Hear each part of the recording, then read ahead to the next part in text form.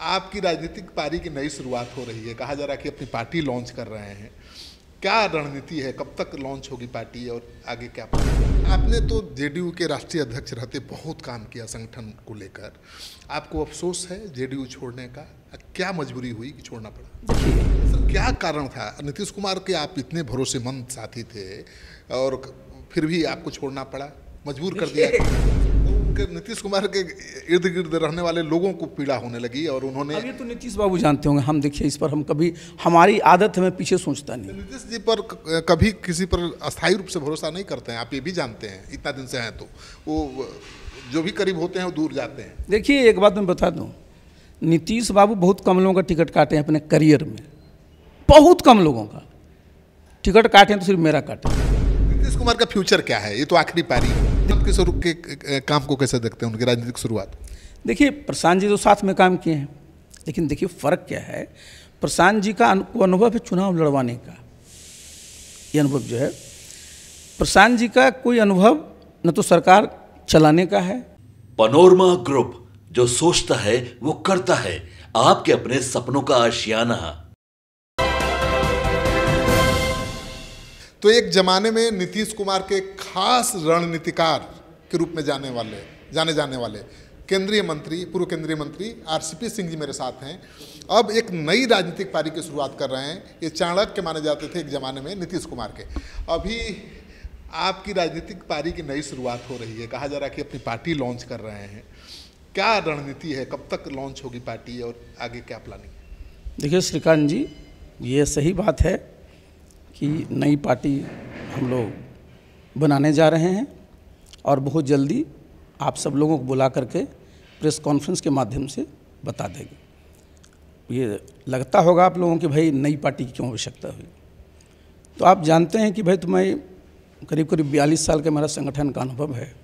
28 साल मैं सरकारी संगठन में रहा, 14 साल से मैं राजनीतिक संगठन में हूँ और बिहार में भी मैं कई वर्षों से काम कर रहा हूँ। तो बहुत सारे हमारे जो संगठन के साथी हैं, शुभचिंतक हैं, उनसे मेरे विचार विमर्श अपने दौरे के दरमियान भी होते रहता है। और इधर कुछ दिन पहले हमने 3 दिनों तक सारे जो हमारे इम्पोर्टेंट कार्यकर्ता जो हमारे साथ लगे हुए हैं उनको मैंने बुलाया था और हमने पूछा स्पष्ट कि भाई आगे अब क्या करना चाहिए। तो सब लोगों की एक राय बनी कि सर अब बहुत हो गया, आपका भी इतना अनुभव है, हम लोग इतने वर्षों से राजनीति में हैं, अब अपना एक दल बना करके काम करना चाहिए।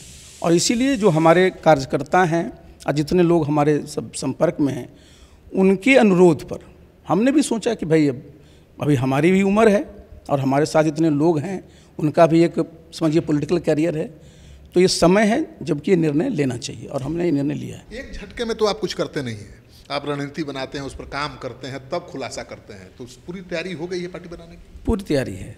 कब तक लॉन्च हो जाएगी? मैंने बताया ना, बहुत जल्दी बता देंगे आपको। मैंने कागज़ पत्तर में कुछ हल्का सा टाइम लगता है। नाम तय हो गया है पार्टी का? वो बताएंगे उस दिन, अभी उस वक्त क्योंकि कई साथियों से चर्चा हुई, कई साथियों से और चर्चा कर रहे हैं। सर, आपने तो जेडीयू के राष्ट्रीय अध्यक्ष रहते बहुत काम किया संगठन को लेकर, आपको अफसोस है जेडीयू छोड़ने का? क्या मजबूरी हुई कि छोड़ना पड़ा? देखिए, आप अगर किसी संगठन को बनाते हैं, उसको विस्तारित कर करके बूथ लेवल तक ले जाते हैं, तो भाई एक मनुष्य होने के चलते एक तकलीफ तो होती है। और मैंने पूरी ईमानदारी के साथ संगठन में काम करता था, मुझे कभी इस तरह का एहसास भी नहीं होता था। लेकिन चलिए, कई बार परिस्थिति काल का ऐसा चक्र होता है कि निर्णय लेना पड़ता है, और उस समय जो परिस्थिति थी आप सब अवगत हैं, उसको दोहराने की ज़रूरत नहीं है। तो मैं पार्टी से अलग हो गया, और जब अलग हुआ तो ये टीस तो सिर्फ हमारी नहीं रहती थी, हमसे जब यहाँ मेरी तो आदत है सबसे मिलना, आज भी बहुत सारे जनता दल के कार्यकर्ता मिलने आते हैं, उन सबको भाई लगता है कि भाई जब मैं उनके साथ काम करता था तो उनको एक अच्छी फीलिंग होती थी। तो ये तो हमारे लिए बड़ी भारी उपलब्धि अपने आप को समझता है ना, कि आज भी अगर वो कार्यकर्ता हमको याद करते हैं। और निश्चित रूप से जब हम लोग नए संगठन बनाएंगे तो बहुत लोग जुड़ेंगे भी। जेडीयू के तो बहुत नेता कार्यकर्ता नए संगठन से जुड़ेंगे निश्चित रूप से, क्योंकि भाई काम किए हैं तो जुड़ेंगे ही। वो हमारा भी व्यवहार जानते हैं, उनका भी स्वभाव हम जानते हैं। लेकिन सर, क्या कारण था? नीतीश कुमार के आप इतने भरोसेमंद साथी थे और फिर भी आपको छोड़ना पड़ा, मजबूर कर दिया? इस पर मैं कुछ नहीं कर सकता हूँ, ये तो चूंकि ये तो नीतीश ही बाबू बता सकते हैं ना। लेकिन जिस प्रकार की घटनाएं घटती चली गई ना, तो हमारे पास कोई ऑप्शन नहीं था। आपके जैसे अधिकारी पर, मतलब पार्टी के नेता पर आरोप लगाया गया भ्रष्टाचार का, तो क्या करिएगा ये बताइए श्रीकांत जी। मेरी 42 साल का मैंने बताया, और वो भी मैं बहुत ही जो कहते हैं महत्वपूर्ण जगहों पर मैंने काम किया है। उत्तर प्रदेश में मैं जब पहली तैनाती तो मैं अमेठी में पोस्टेड था, राजीव गांधी प्रधानमंत्री थे, 417 सांसद वाले। मैंने मुलायम सिंह जी के साथ काम किया, कल्याण सिंह के साथ किया, बेनी बाबू के साथ काम किया, नीतीश बाबू के साथ इतने मंत्रालय में काम किया, बिहार में इतने काम किया। तो इतने वर्षों तक हमने काम किया। हम अगर कहीं गलत किए होते हम कोई छोड़ देता जी? अरे एक एक चीज़ की हमारी बारीक से सब चीज़ देखते, कोई छोड़ देता? देखिए होता क्या है कि बहुत लोगों की आदत ही होती है कि जो आपकी सोच होती है दूसरे पर आप करते रहते हैं। तो भाई हम तो इस पर को बार बार जब भी इस तरह की बातें लोग करते थे तो मैं उनसे कहता था कि भाई स्पष्ट कुछ है तो उसका कर लो। देखिए भाई आप समस्या कहाँ पर आती है ना कि आप सब चीज़ का इलाज कर सकते हैं, सब चीज़ को समझा सकते हैं, लेकिन अगर किसी को ईर्ष्या हो जाए, जलन होने लगे, डाह होने लगने लगे, तब तो कोई इलाज है नहीं। तो उनके नीतीश कुमार के इर्द गिर्द रहने वाले लोगों को पीड़ा होने लगी और उन्होंने, अब ये तो नीतीश बाबू जानते होंगे, हम देखिए इस पर हम कभी, हमारी आदत हमें पीछे सोचता नहीं। नीतीश जी पर कभी किसी पर अस्थायी रूप से भरोसा नहीं करते हैं, आप ये भी जानते हैं, इतना दिन से हैं तो वो जो भी करीब होते हैं वो दूर जाते हैं। देखिए एक बात मैं बता दूं, नीतीश बाबू बहुत कम लोगों का टिकट काटे हैं अपने करियर में, बहुत कम लोगों का टिकट काटे हैं, तो सिर्फ मेरा काटे हैं। पता कर लीजिए किसी का।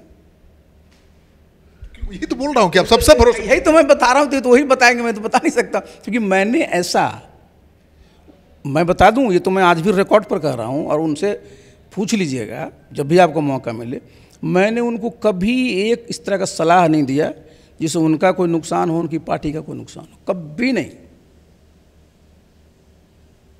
आप बीजेपी में गए और फिर नीतीश कुमार बीजेपी के साथ आ गए। अब आप ये समझ लीजिए, उस समय लोग आरोप लगा रहे थे कि मैं बीजेपी से मिल गया हूँ, बीजेपी में मिल करके मैं जेडीयू को तोड़ रहा हूँ। आज जो लोग आरोप लगा रहे थे, श्रीमान जी कहाँ हैं अभी? जितने लोग नीतीश बाबू को उस समय बुरा भला कह रहे थे, मैं नाम किसी का नहीं लूँगा, लेकिन एक तरफ से नाम लीजिए, सब लोग बड़े अच्छे से एडजस्टेड है ना। बाहर सिर्फ सड़क पर बच गया आरसीपी सिंह, अभी नहीं बचे, बाकी नाम लीजिए, मैं किसी का नाम नहीं लूँगा। कोई अभी केंद्र में मंत्री है, कोई यहाँ उप मुख्यमंत्री है, सब लोग। और सब लोग क्या कहते थे कि आरसीपी सिंह जो है बीजेपी से मिल गए हैं, पार्टी तोड़ रहे हैं, और दिन भर कहाँ बैठे रहते हैं? बीजेपी के साथ ले गए कौन? नहीं, कौन बैठे रहते हैं? हम तो साल भर मंत्री रहे, आप पता कर लीजिएगा, प्रधानमंत्री जी के उसे पता कर लीजिएगा कि मैं प्रधानमंत्री जी से कैबिनेट में मिलता था और सिर्फ एक बार कर्टसी कॉल में सुन, मैंने कभी नहीं मिलता था क्योंकि हमारे पास इतने फुर्सत कहाँ थी, अब भी काम करते थे। लेकिन जो लोग आरोप लगाए थे आज खुद देखिए कहाँ हैं। नीतीश कुमार का फ्यूचर क्या है? ये तो आखिरी पारी है देखिए ये हम कुछ नहीं कह सकते, दल का, उनके बारे में हम नहीं कह सकते, और दल के बारे में भी क्या कहना, क्योंकि उस दल में मैंने भी काम किया है, तो पीड़ा तो होती है। कोई सेकंड मैन नहीं है सर, आप थे तब तक थे। क्या कहा कि पीड़ा होती है, बाकी इसके आगे मैं नहीं कुछ कर सकता हूँ। तो इस विधानसभा चुनाव में कितनी सीटों पर आपकी पार्टी लड़ी? देखिए ये हम चुनाव लड़ने के लिए चुनाव नहीं लड़ेंगे, क्योंकि हम तो बताए ना कि बिहार में काम करते रहे, हमारे साथी बहुत सारे अपने अपने क्षेत्रों में काम किए हैं, फिर हम लोग दौरा करेंगे, तो जो जो मजबूत साथी जिस सीट पर लड़ना चाहेंगे और हम देखेंगे कि वहाँ के सामाजिक समीकरण क्या है, स्थिति क्या बन रही है, उसके हिसाब से निर्णय लेंगे। तो जब 3-4 महीना घूम लेंगे तब ना पता चलेगा क्या स्थिति बनती है। प्रशांत किशोर के काम को कैसे देखते हैं, उनकी राजनीतिक शुरुआत? देखिए प्रशांत जी तो साथ में काम किए हैं, लेकिन देखिए फ़र्क क्या है, प्रशांत जी का अनुभव है चुनाव लड़वाने का, ये अनुभव जो है प्रशांत जी का कोई अनुभव न तो सरकार चलाने का है और न संगठन चलाने का है, मैंने राजनीतिक संगठन अपना आईपैक चलाए हैं वो। तो जब ये 2 सालों से बिहार में भ्रमण किए हैं तो स्वाभाविक है उसका अनुभव हुआ है। और निश्चित रूप से मैंने शुरू में ही कहा था कि भाई जब नए लोग राजनीति में आते हैं तो मैं स्वागत करता हूँ, क्योंकि पूरा का पूरा हमेशा स्टेटस को जो बना रहता है ना, तो सब लोग बिल्कुल निश्चिंतता के साथ रहते हैं, ठहराव सी हो जाती है राजनीति में। तो प्रशांत जी के भी आने से थोड़ी तो गतिविधि बढ़ी है। प्रशांत किशोर कह रहे हैं कि नीतीश कुमार ऐसे ईमानदार नेता हैं जो बेईमानों से घिरे हुए हैं।